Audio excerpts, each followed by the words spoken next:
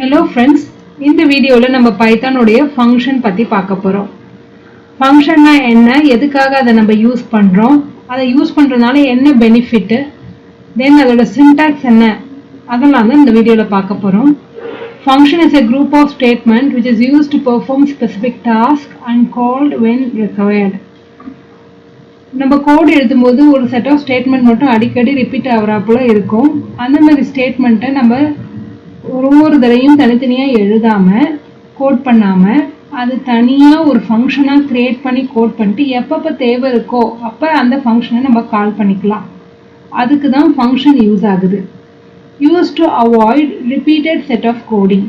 Example பார்த்தீங்கன்னா, நான் addition பண்ணணும், ஆனால் வேல்யூ எது ஒன்றா இருக்கலாம், ஃப்ளோட் வேல்யூவாக இருக்கலாம், இல்லை இன்டிஜர் வேல்யூவாக இருக்கலாம்.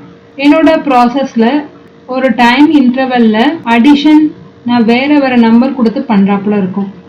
அந்த டைமில் ஃபுல் கோடையும் நான் ரிப்பீட் பண்ணாமல் என்ன நம்பர்ஸ் ஆட் பண்ணுமோ அதை மட்டும் நான் பாஸ் பண்ணி டிசைர்ட் ரிசல்ட்டை என்னால் கொண்டு வர முடியும். இதனால் நான் திருப்பி அதே கோடை எழுதாமல் இருக்கலாம். Parameters can be passed and function can return data.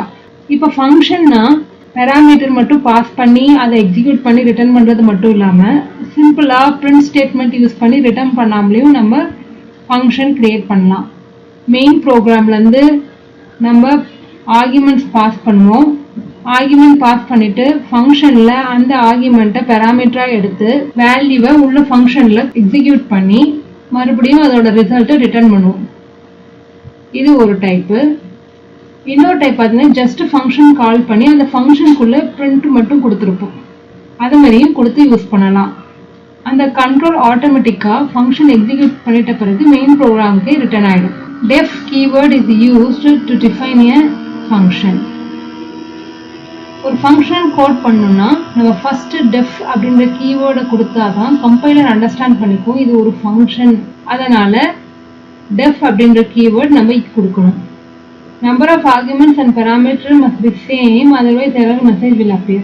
ஒன்று புதுசாக எழுதுறோன்னா அதில் ஆர்குமெண்ட் பாஸ் பண்ணுற மாதிரி இருந்துச்சுன்னா அந்த ஆர்குமெண்ட்டும் மெயின் ப்ரோக்ராம்லேருந்து கால் பண்ணுறோம் இல்லையா, அந்த ஃபங்க்ஷன் நேம் கொடுத்து அந்த பேராமீட்டரும் சேமாக இருக்கணும்.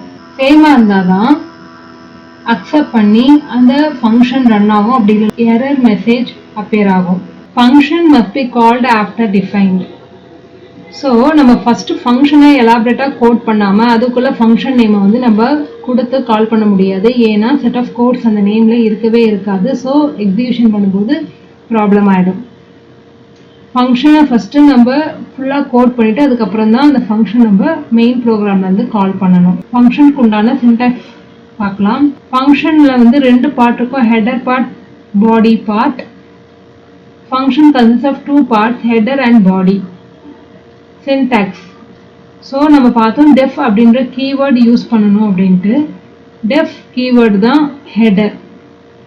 டெஃப் கொடுத்து ஃபங்க்ஷன் நேம் கொடுத்து தென் பேராமீட்டர் கொடுக்கணும். அந்த பேராமீட்டரை யூஸ் பண்ணி நம்ம set of statements or code create பண்ணிவிட்டு தென் ரிட்டர்ன் கொடுக்கணும். இந்த ரிட்டர்ன் அப்படின்றது இந்த கால்குலேஷனோட ரிசல்ட்டாக இருக்கணும். டெஃப் அப்படின்ற ரிசர்வ்டு கீவேர்டு தான் ஹெடர்.